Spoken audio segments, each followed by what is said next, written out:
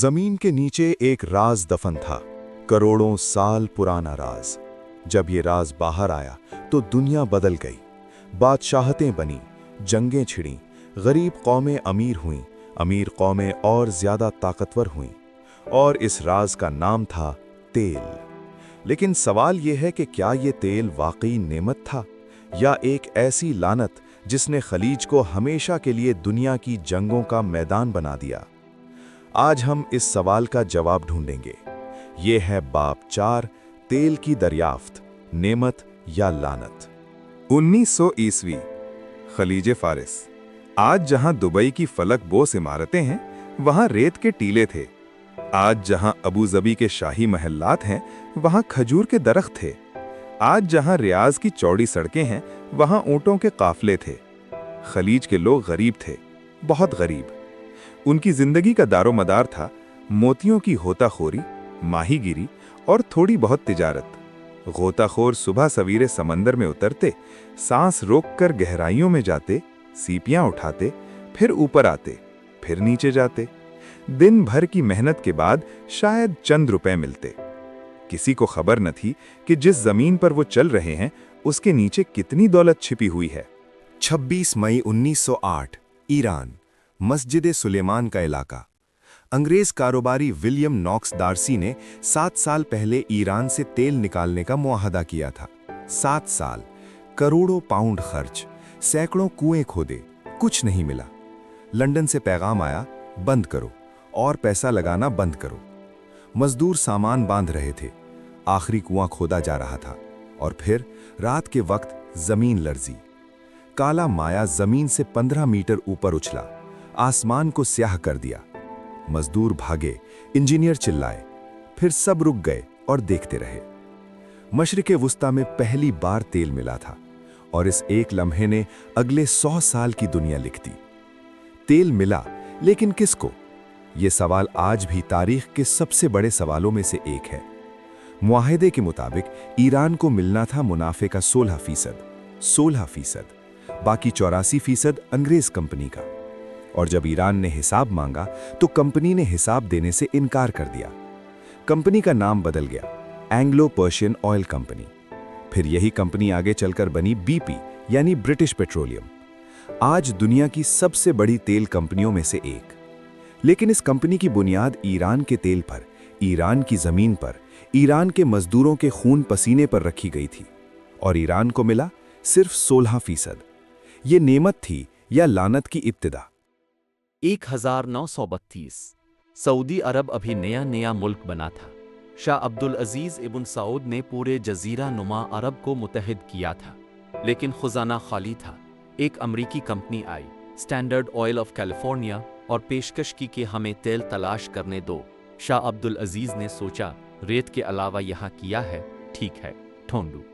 1938, 6 साल की खुदाई के बाद दमाम कनवे नंबर 7 से तेल फूटा। उतना तेल के इंजीनियर यकीन न कर सके। आज वही जगह है अल-आहिसा, जो दुनिया का सबसे बड़ा तेल का जखीरा है, 250 अरब बैरल से ज्यादा। सऊदी अरब रातों रात बदलने लगा, लेकिन यह तब्दीली इतनी आसान नहीं थी जितनी लगती थी। 1939, दूसरी आलमी जंग शुरू हुई और इस जंग ने एक सच अया कर दिया जो पहले सिर्फ चंद लोग जानते थे। जदीद जंग तेल के बगैर मुमकिन नहीं। टैंक तेल से चलते थे, जंगी तैयारे तेल से उड़ते थे, बहरी जहाज तेल से भाप बनाते थे। हिटलर की सबसे बड़ी कमजोरी क्या थी? तेल की कमी। इसलिए उसने सोवियत यूनियन पर हमले के वक्त सबसे पहले कफकास के तेल के कुओं की तरफ फौजें भेजी। जापान ने जनूब मशरिकी एशिया पर हमला क्यों किया? तेल के लिए। अमेरिका ने जापान पर तेल की पाबंदी लगाई और जापान ने पर्ल हार्बर पर हमला कर दिया। तेल काटो, जंग छिड़ती है, तेल दो, अमन कायम रहता है। ये फॉर्मूला 1939 में भी सच था और आज 2024 में भी सच है। 1951, ईरान। मोहम्मद मुसद्दिक, ईरान के वजीर आजम। एक बूढ़ा आदमी जो अक्सर बीमार रहता था, बिस्तर पर बैठकर तकरीरें करता था, आंखों से आंसू बहाता था। लेकिन इस बूढ़े आदमी ने वो काम किया जो कोई ना कर सका था। इसने कहा, ईरान का तेल ईरान का है, अंग्रेजों का नहीं। और उसने ऑयल कंपनी को कौमी तहवील में ले लिया। दुनिया हैरान रह गई। बरतानिया ने ईरान पर पाबंदियां लगाईं।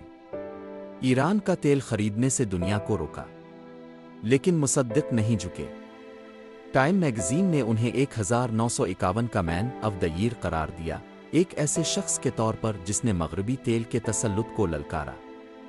लेकिन मुसद्दिक की कहानी यहाँ खत्म नहीं होती, यहाँ से और ज्यादा तारीख होती है।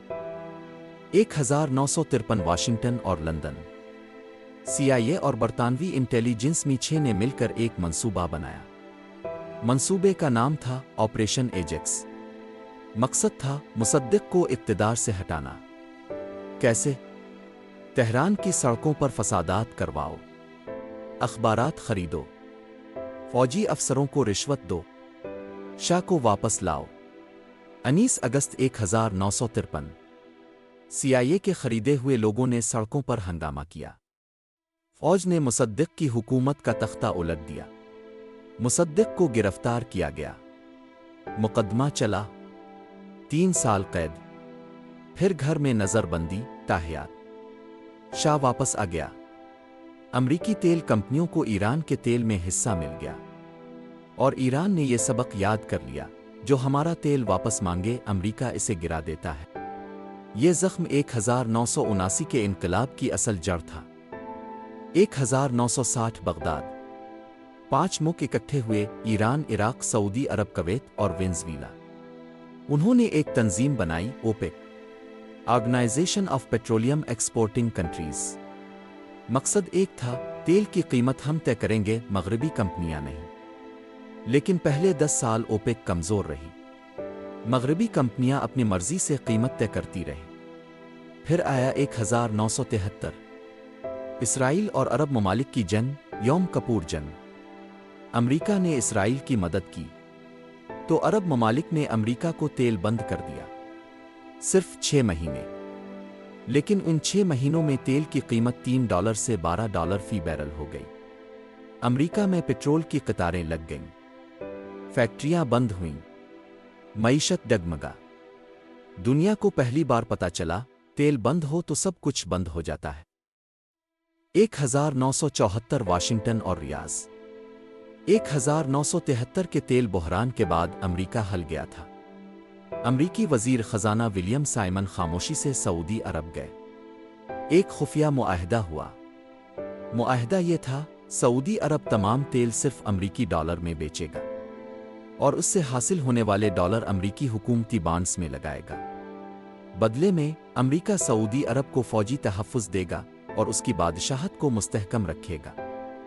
इस मुआहदे ने दुनिया की मईशत की बुनियाद बदल दी। अब तेल खरीदने के लिए डॉलर चाहिए था, और डॉलर के लिए अमरीका के पास जाना पड़ता था। इस निज़ाम को कहते हैं पेट्रोडॉलर सिस्टम, और इस सिस्टम की हिफाजत के लिए ज़रूरी था कि हुर्मुज़ खुला रहे। हुर्मुज़ बंद हो तो तेल न जाए, तेल न जाए तो डॉलर कमज़ोर हो, डॉलर कमज़ोर हो तो अमरीकी मईशत खतरे में। यही वजह है कि आज भी अमरीका खलीज में फौजें रखता है। कुवैत रकबा सिर्फ 17,400 मुरब्बा किलोमीटर। पाकिस्तान के सूबा खैबर पख्तूनख्वा का एक छोटा सा हिस्सा, लेकिन इस छोटे से मुल्क के नीचे है दुनिया का 6% तेल का ज़ख़ीरा। 1938 में कुवैत में तेल मिला। 1946 में बरामद शुरू हुई। 20 साल में कुवैत दुनिया के अमीर तरीन ममालिक में शामिल हो गया। लेकिन ये दौलत इतनी ज़्यादा थी कि संभालना मुश्किल हो गया। कुवैत के पास इतना पैसा था कि शहरी टैक्स नहीं देते, बिजली मुफ्त है, पानी मुफ्त है, तालीम मुफ्त है, इलाज मुफ्त है। लेकिन ये दौलत एक मसला भी लेकर आई। जब आपके पास इतनी दौलत हो तो पड़ोसी ललचाती है, और 1990 में सद्दाम हुसैन ने वही किया जो लिलचाया हुआ पड़ोसी करता है। एक सवाल जो हमेशा से है, खलीज का ये तेल आखिर किसका है? इन लोगों का जिनकी ज़मीन से निकला, उन कंपनियों का जिन्होंने निकाला, इन मुल्कों का जिनकी फौजें इसे महफूज रखती हैं। 1970 की दहाई में खलीज के ममालिक ने बड़ी बड़ी मगरबी तेल कंपनियों को अपनी सरजमीन से निकालना शुरू किया। सऊदी आरामको सऊदी हुकूमत की हो गई। Abu Dhabi national oil company बनी। क़तर पेट्रोलियम कौमी हुई। लेकिन क्या वाकई तब्दीली आई? मगरबी कंपनियां गईं, लेकिन मगरबी फौजें आ गईं। माशी कंट्रोल खत्म हुआ, लेकिन फौजी इन्हिसार बढ़ गया। एक पिंजरे से निकले, दूसरे में दाखिल हो गए, और उन सब के ऊपर हुर्मुज़ का वो तंग रास्ता जिसके बगैर ये सारा तेल, ये सारी दौलत बेमानी है। तेल की कीमत सिर्फ पैसों का मामला नहीं है। तेल की कीमत दुनिया की सियासत का आईना है। जब 1973 में अरब इसराइल जंग हुई, तेल की कीमत 4 गुना बढ़ गई। जब 1979 में ईरान का इनकलाब हुआ, तेल की कीमत दुगनी हो गई। जब 1990 में इराक ने कुवैत पर हमला किया, तेल की कीमत रातों रात उड़ गई। जब 2003 में अमेरिका ने इराक पर हमला किया, तेल की कीमत बढ़ती रही। जब 2020 में कोरोना आया, तेल की कीमत सिफर से भी नीचे चली गई। मनफी कीमत, यानी तेल बेचने वाले पैसे दे रहे थे कि कोई ले लो, और हर बार जब भी हुर्मुज़ पर खतरा आया, तेल की कीमत ऊपर गई। ये महज इत्तेफाक नहीं है। हुर्मुज़ और तेल की कीमत का रिश्ता वही है जो दिल की धड़कन और जिंदगी का है। सऊदी अरब की जीडीपी दुनिया की 15वीं बड़ी मईशत है। मुत्तहिदा अरब अमारात के पास दुनिया का चौथा बड़ा खुद मुख्तार फंड है, 70 अरब डॉलर से ज्यादा। कुतर की फीकस आमदनी दुनिया में सबसे ज्यादा में से एक है। लेकिन इन ममालिक में काम करने वाले मजदूरों की हालत क्या है?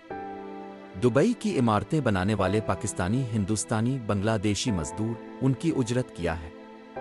उनके हुकूक क्या हैं?